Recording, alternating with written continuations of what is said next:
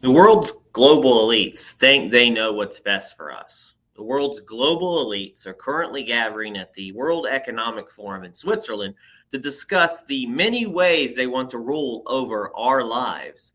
And during one panel, Australia's eSafety commissioner told the audience, quote, "I think we're going to have to think about the recalibration of a whole range of human rights that are playing out online, from freedom of speech to the freedom to be free of online violence." I politely suggest that she recalibrate this. Thank you for tuning in to #GoRight with Peter Boykin. Warning, notice the social media, YouTube, Twitter, Facebook, etc. GoRightNews.com publishes and shares news gathered by many sources, right, middle, and left. The views in these news might not reflect the views of the publisher, our reader, and the podcast. Keep this in mind before blocking, striking, or banning Go Right News from your platform. Hi neighbors, this is Peter Boykin, and this is #GoRight with Peter Boykin. Check out this news story and more on GoRightNews.com and the podcast #GoRight with Peter Boykin. New home sales fell 16.6% in April, the biggest drop since 2013. And Mike Pence indicated he's open to running against Trump in 2024. You're wasting your time, dude. You're wasting your time, you sellout. Meanwhile, a new billionaire has been created every day since the pandemic began. Yes, a pandemic of billionaires making money off of people's tragedies, off of people. That's what billionaires came from, right? Meanwhile, I'm sure they were all liberal and left. 57% of small business owners fear more economic pain, up 15% from April.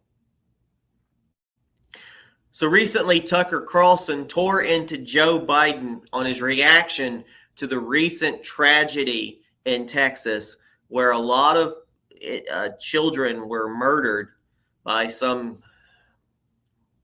dude, just a really messed up dude. So Joe Biden, this is what Tucker Carlson said. He said that Joe Biden is a bitterly partisan, desecrating the memory of recently murdered children after his politicization of the tragedy in Texas. Let's listen. Will you go to Texas, sir? President of the United States, frail, confused, bitterly partisan, desecrating the memory of recently murdered children with tired talking points from the Democratic Party, dividing the country in a moment of deep pain rather than uniting. His voice rising, amplified only as he repeats the talking points he repeated for over 35 years in the United States Senate. Partisan politics being the only thing that animates him. Unfit for leadership of this country. Will Cain is a man we trust. He often fills in on this show. He's also the host of Fox and Friends Weekend. Will Cain, what a moment this would have been if he had stopped a sentence in and said, we're going to pray for these families, and let's let this marinate for a minute. Let's stand respectfully before a tragedy. And Joe Biden has lived tragedy, so he could say that with some credibility. He moved immediately into some DNC rant off a cue card. That's the president? What a moment this almost was. Yes. Was there a moment at the beginning of the speech? So we're going to laugh out loud while they're talking about Tucker Carlson. You have to see him compare CNN's Brian Stelter to a character from Orwell's 1984. Check this out. By far the most entertaining person Joe Biden has appointed to anything was that Nina woman he put in charge of the Ministry of Truth. She was so ridiculous, and provably so, that she's out. But at CNN, they are sad. They wanted her there forever, and the eunuch is particularly exercised over this. Watch.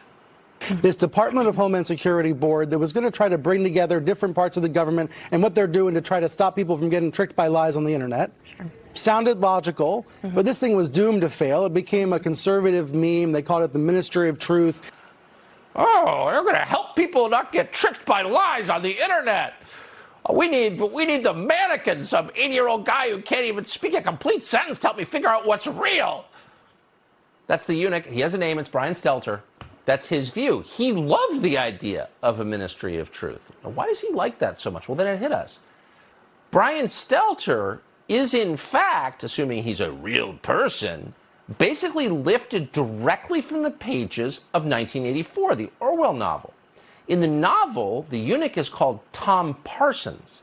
Parsons works as a flack for the Ministry of Truth. And here's how George Orwell, almost 80 years ago, describes Parsons. And as we read this, ask yourself, does this sound like anybody who was a weekend show on CNN? Quote, "He was a faddish but active man of paralyzing stupidity, of massive imbecile enthusiasms, one of those completely unquestioning, devoted drudges on whom, more even than on the thought police, the stability of the party depended."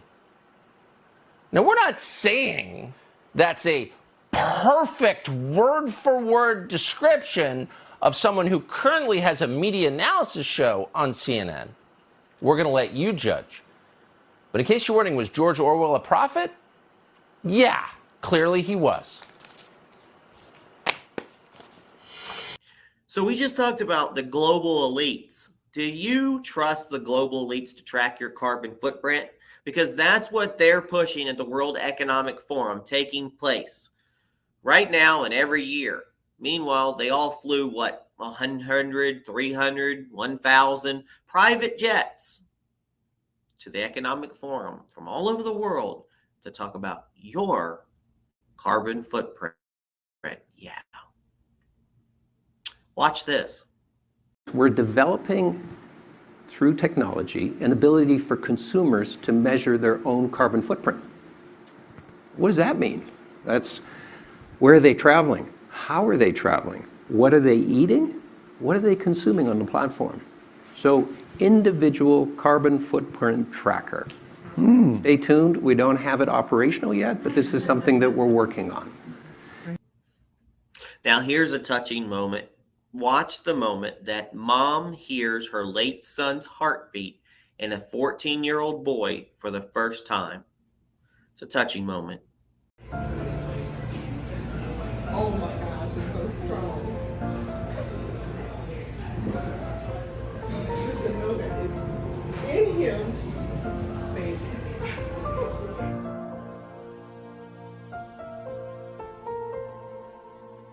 After I talked to my children and got them all consoled and told them that he wanted to be an organ donor, I told him that. I said, we can't bury all this magic. We have to share it. So we as a family made the decision and decided to go ahead and share his organs.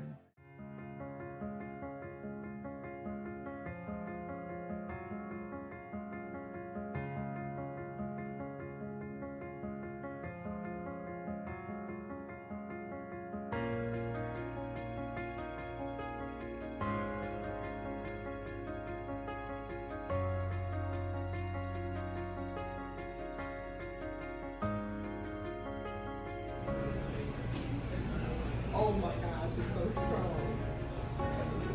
He would be moved by knowing that his organs and tissues are giving life to new families. I'm just glad to know that that heartbeat is still beating on and giving him life, energy, and more passion. Thanks for tuning in to #GoRight with Peter Boykin. And let me remind you that each month, Go Right News spends hundreds of dollars and hours to run this site and podcast to bring you Go Right News. With no sponsors or ads, this comes out of our pockets. And if you would like to see more and you like what you see, we consider donating to the podcast. You can go to gorightnews.com and there is a link where you can donate and it'll go directly to the expenses for this podcast. Thank you for tuning in, everybody. Peace. It's time to join the Go Right movement. It is time to #Go Right for America. Join us at goright.us and gorightnews.com. It is time for the Great American Revival, and it is time to #Go Right for America. Thanks again, everybody, for listening to this, and please share it everywhere. Again, this has been #GoRight with Peter Boykin, a part of GoRightNews.com and a part of the Go Right Network.